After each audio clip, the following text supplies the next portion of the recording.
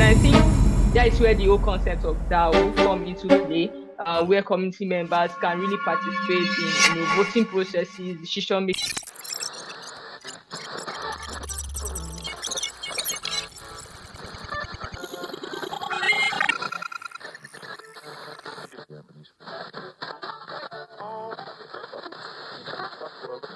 It's a BlockTalk Radio. BlockTalk Radio.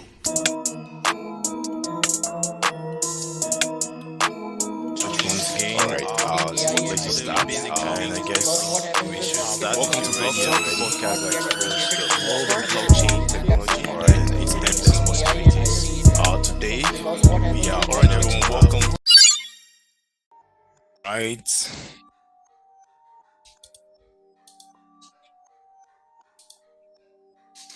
All right, welcome to BlockTalk Podcast, where we unravel the mysteries of blockchain and Web3. And today we have a special guest in the house, Denice. Denice, it's good to have you, and we super appreciate you being here today. And probably you'll give us a brief about yourself, and let's get on to the discussion for today. So basically, we'll be talking about empowering Web3 communities, and we're going to talk about some strategies that has to do with growth and engagement in Web3 communities. We all know that for Web3 projects to actually be successful, there should be a community and there should be people managing that community. So that's what we want to discuss today. We want to talk about community management strategies to grow your community depending on your project. So Denice, once more, we're super excited to have you, and thank you for coming for the show. And could you please tell us a bit about your, I know you're a Web3 educator and a community manager as well. So could you please tell us about your experience, how you got involved with blockchain?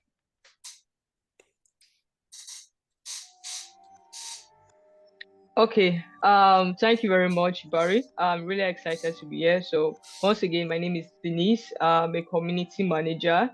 And I also try to, spread that Web3 gospel, Web3 education and knowledge to everybody that is open to hear about it, and even those that don't really want to hear about it. So speaking about my experience and how I came into the blockchain space, I mean, it's a very funny experience. I got introduced into the whole concept of cryptocurrency, Bitcoin and blockchain through a friend. I mean, at first I studied, I'm a student of computer science, so I've heard a lot about blockchain and its application and use cases. But I think the first time I got to experience, or should I say utilize the blockchain, was through Bitcoin eventually, right? So I got to hear about Bitcoin from a friend, and it just basically started from there. And before you know it, I just started, putting my hands into like different aspects of the whole ecosystem. So just to be very, very, very brief.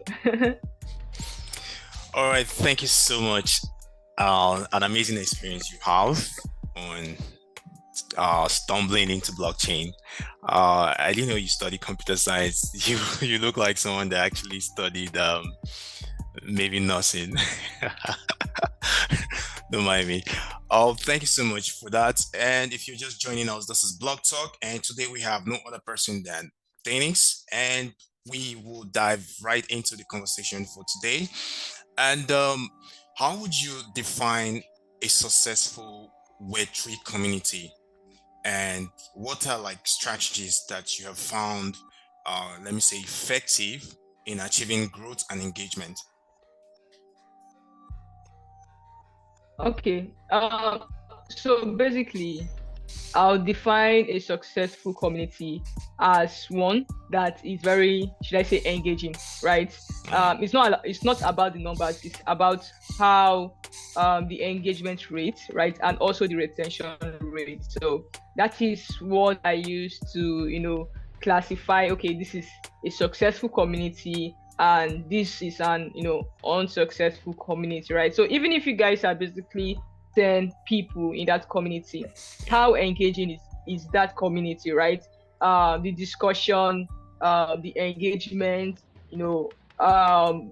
basically the ideas that you guys tend to share in that community. So to me, it's all about the engagement rate and also the retention rate, growth aside, right? So that is how I tend to classify, okay, this community has been successful and this community has not been successful. So yeah, straightforward, the engagement rate for me. So talking about strategies that I've seen to be very successful or that's really helped projects to, grow and drive engagement in their community. I think one very important strategy is the ability for that project to be able to incentivize their community members, to be able to reward them.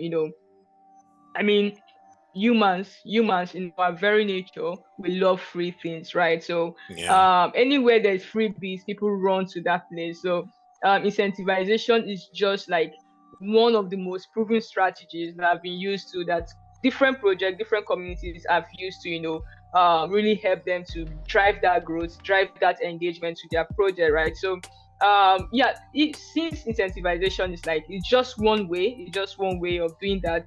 But I wouldn't really advise every project to focus solely on just incentivization, right? So the ability of you being able to give value to your community as well matters a lot. So value could be in form of tokens, in form of NFTs, um, depending on what your project is all about, depending what the community is all about, right? So Yeah. it all boils down to value as well. You being able to give out value to that to your community members. So first of all, I mean, there are lots of strategies, but the ones that stand out for me, the first one is you being able to give out value, incentivization, collaboration with your community members. So yeah, those are like proven strategies that I have seen worked a lot of times. Fire, man, fire. I think I love the part where you said um um you can actually notice or identify a successful Web3 community not just by the numbers, because we have this thing about numbers. When I hit your page, Yeah. for instance, I hit your Twitter page, I see 100 or 150 or 2 million followers, and then people feel, oh, that's actually a viable community. Yeah. But you just yeah, like you got to that point, you got me there, like where you said it's not about the numbers, it's about the engagement, it's about the strategies that you've listed on how people communicate in your community. Amazing. Thank you so much for that point. So, could you share some practical tips for, let's say, fostering a sense of belonging and active participation within Web3 communities? Okay. So first of all, like I said, I think I mentioned something about collaboration, right? Yeah, yeah. So yeah, your community members basically need to be heard. They need that room, that avenue to be heard, right? So, for example, things like feedback, you being able to reach out to your community members for feedback, allowing them to be part of decision-making processes in the community as well. We basically help them feel welcome, right? They'll feel like, okay, this is home to us. This is our home, because basically in their house they can make decisions, they can contribute to the decision process. And I think that is where the whole concept of DAO come into play, where community members can really participate in voting processes, decision making processes of the project, right? So it all boils down to you being able to make your community members feel at home. And one way to do that is by allowing them, or in fact, basically what's the word to use, is by letting them know that, okay, your feedbacks are welcome. You can share feedback with us anytime. So yeah, getting feedback from your community members, collaborating with them, on whatever strategy you're doing, even on marketing. You can collaborate with your community members as well. And I think another thing that I find really entertaining, or that really works, is you being able to get like hire people from your community members to be part of your team. So for example, you need a community manager, you need a community moderator, you need a graphic designer. I mean, if you have like 100 people in your community, definitely one person should fit one of these roles, right? So you could just give out those job opportunities to people in your community, and they'll really feel that that sense of belonging, right? So yeah, it's all part of the strategies, all part of the process. And one way of also doing, or of also making them feel at home, is by rewarding them, giving back to the community like some certain percentage, rewarding them as well. So that's just my top, should I say, 3 favorite strategy when it has to do with that. Yeah. Thank you, man. That's fire. I resonate more with the one that has to do with giving them job opportunities. It's super important because I've noticed that most brands, at the end of the day, they actually have a vibrant community and they can easily identify vibrant members of that community. Like it's obvious, like when you post something on, let's say on Telegram, they are like the first to comment, they are like the first to engage, they carry others along. So when you see such people, most times, most brands, after saying such people, they still go out there and put job openings about somebody coming to manage the community when you already have a manager in there that you can just endorse. And so I think that point is super interesting, and I think other brands should emulate or can steal your idea. So actually that's the essence of this show. We are trying as much as possible to BlockTalk Podcast to simplify what blockchain is about, both the non-technical and technical part of it, and how anyone can be involved in this space.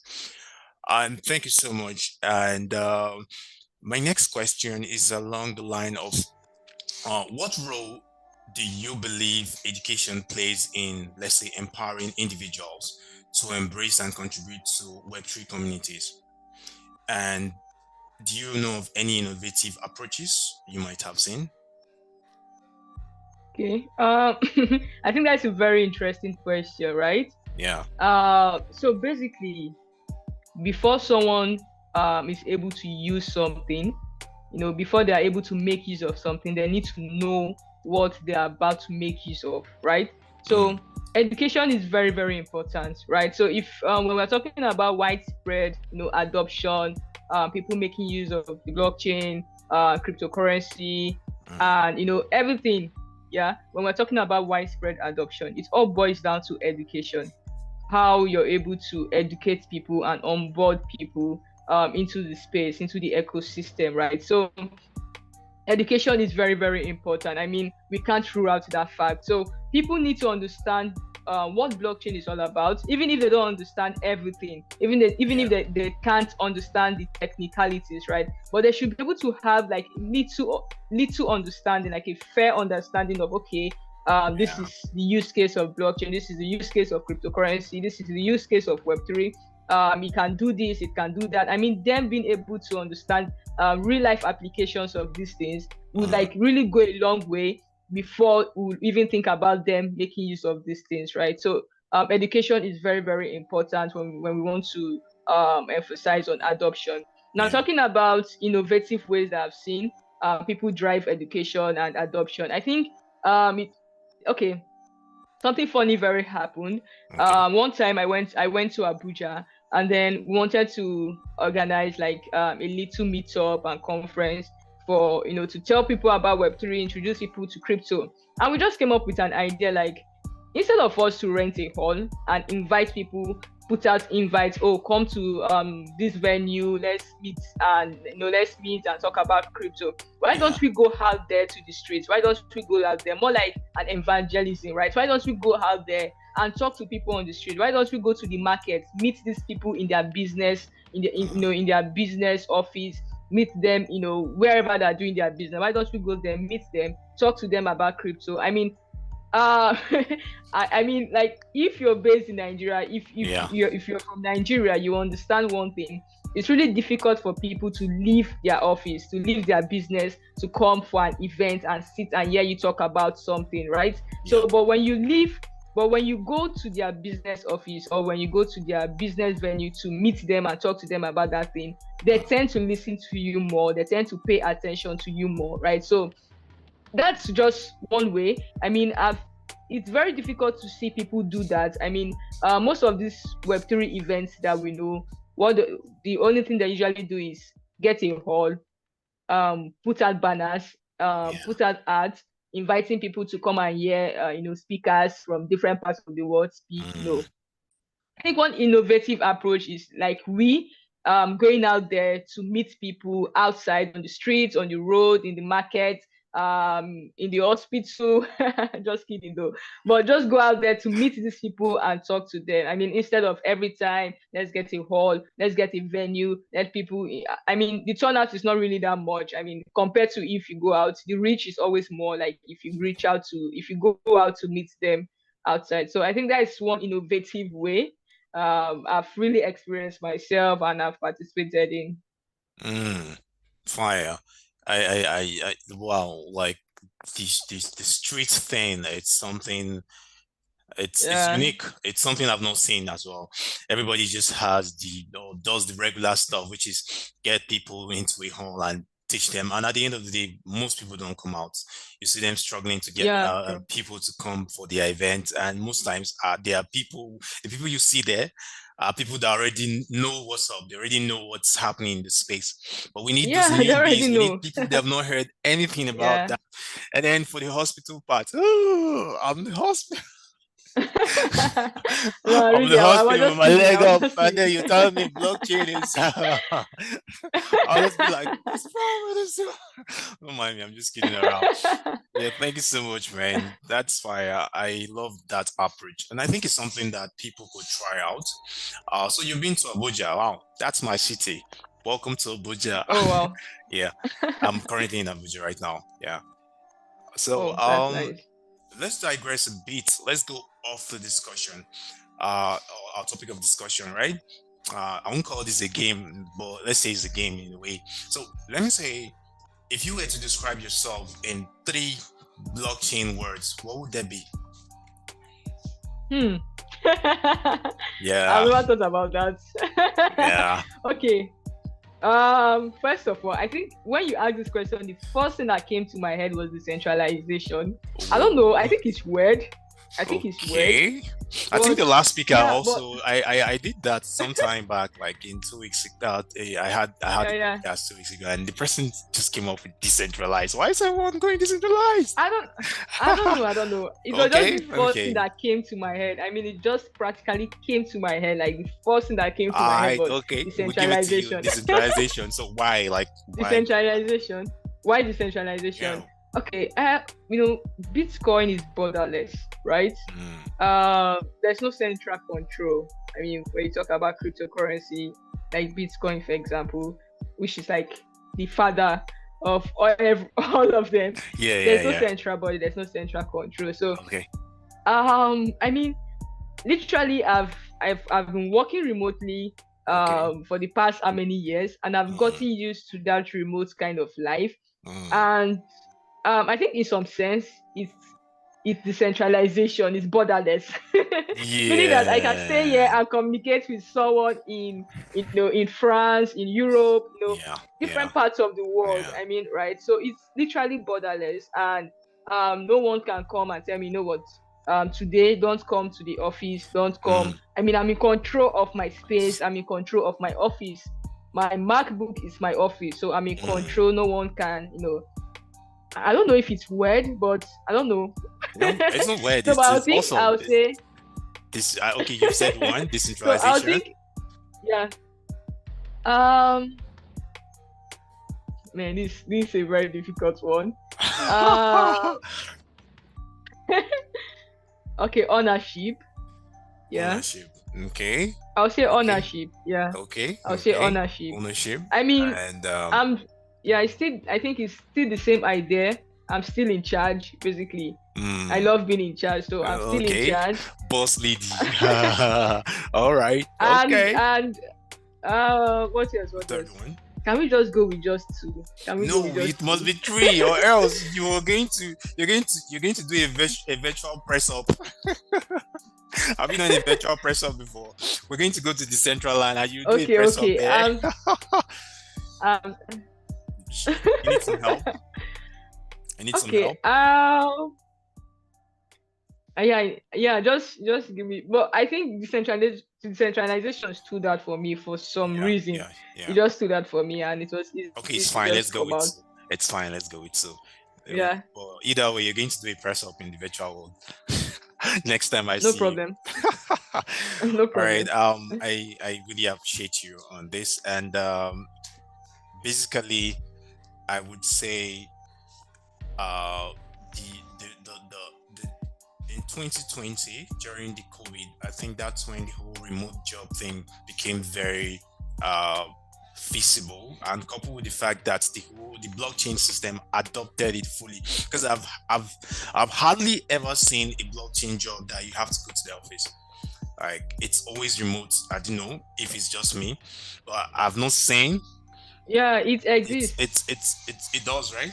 Yeah, No, okay, but maybe not on this yeah, part, in yeah, this it part of the does. world and all that, because I don't think we have any project that has a physical Yeah. office here in this part of the world. But all the same, thank you so much. Let's get back to the Some conversation. do. Okay, Yeah. okay, okay. Wow, okay, nice. So No. I was saying that some of this project they do. Yeah. they do have like an office where you go, like you're physical there, right? Yeah. Yeah.